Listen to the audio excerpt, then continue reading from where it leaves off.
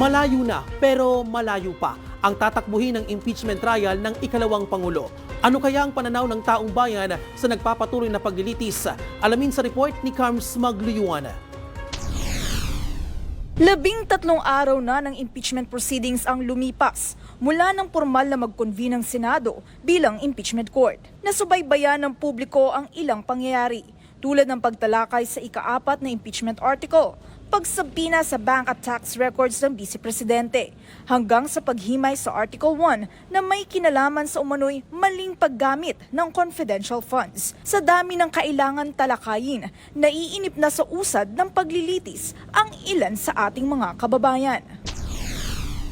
For me, it's mabagal. Hanggang ngayon po, wala pa rin napapakita sa ating transparency sa mga dapat nating makita, lalo na sa confidential funds. Medyo bumabagal po siya dahil sa mga irrelevant issues po na nabibring up sa impeachment trial.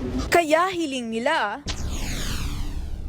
Kailangan bilisan nila kung gusto nila para matapos na ba. Dapat po yung time na yon hindi na-eat up ng mga bagay na hindi naman relevant. Dapat mabilis yun kasi maraming tao ang nag-aantay ng resulta kung ano ang mangyayari sa ganong pangyayari sa ating bansa. bukod sa takbo ng impeachment trial, naging tampulan din ng usapan ang mga lumutang na questionabling pangalang nakatanggap umano ng confidential funds. Gaya na lang ni Mary Grace Piatos na kabilang sa 11 pangalang nakalagay sa acknowledgement receipts.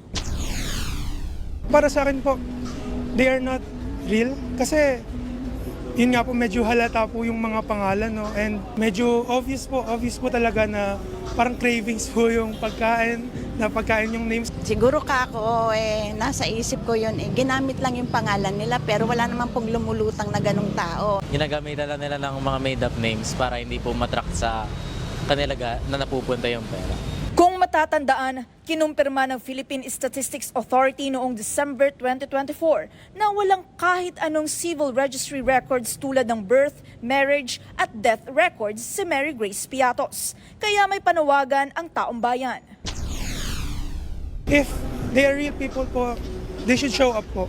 Since sila po yung recipient daw, so sila po yung makakapagbigay ng linaw po sa mga questions na tinatanong din po ng prosecution and ng taong bayan po. Kung merong lumulutang, doon po natin mapapatunayan na gumawa sila ng ganon.